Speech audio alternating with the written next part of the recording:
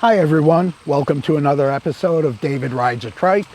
I'm David, I ride a trike, and if this is your first time watching one of my videos, as you can see, I ride a recumbent trike, and through my rides and anecdotal stories from my medical history, I try to give a little motivation to people with chronic illnesses and conditions to get up, get out, and go for a ride, a walk, or do something outside to get them moving and hopefully get them to feel a little better.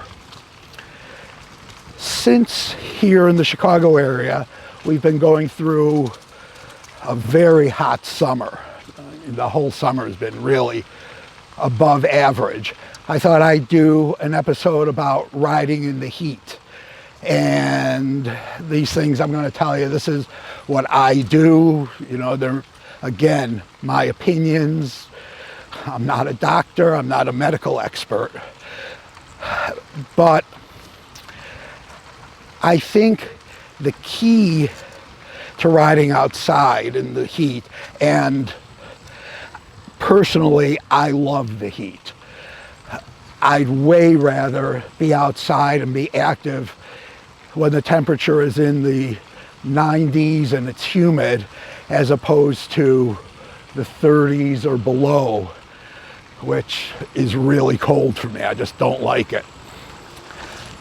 But 90s and humid, count me in. And I think the key to being comfortable and not having any kind of incident while you're riding in this kind of heat can be summed up in 3 words: hydrate, hydrate, hydrate. Drinking water or a sports drink is extremely critical. The experts say that if you wait to drink until you're thirsty, it's too late.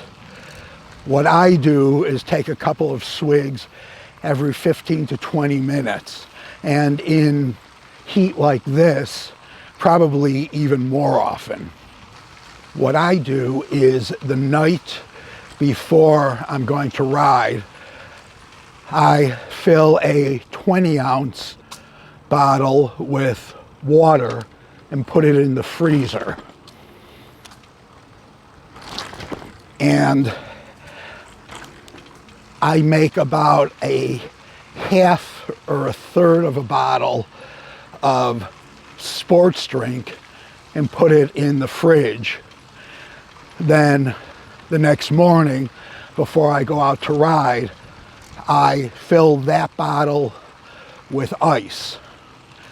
This way, and I drink the sports drink first typically. This way I have 2 bottles of cold fluid for most, if not all, of my ride. Oh, and I also use insulated bottles. Right now I'm using bottles made by Polar. Just got them a couple months ago and they seem to work really well. Seems like some of the insulated bottles, after a couple of years, they lose their insulation qualities. But so far these seem really good. Now the other thing that I do for the heat, I'm sure you've noticed that I'm always dressed almost literally from head to toe. I'm covered. That really doesn't have anything to do with the heat. I do that as a protection because I've had so many incidents of skin cancer. But what I found is that this clothing, along with the sun protection, it's made of very good wicking material. And that wicking really does seem to keep me cool when I ride. I know that's the claim of all these wicking materials, but wearing these clothes, I've really seen for myself that they work really well. So while I may be very covered, I'm also still quite comfortable. Even today when the temperature is, wait, hang on, let's see what the temperature is. Give me a second here. According to my bike computer, the temperature is 91. That's that bottom number there. And the humidity is pretty high today. So there's that as well.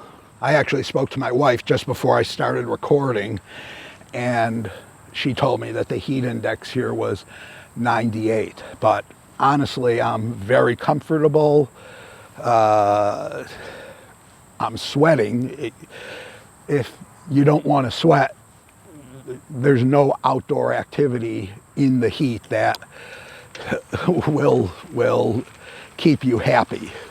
You've got to accept the fact that you're going to sweat and sweat a lot.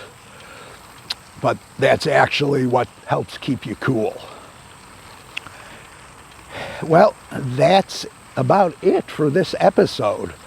For me, riding in the heat means drinking a lot, drinking more than I usually do, and wearing wicking clothing.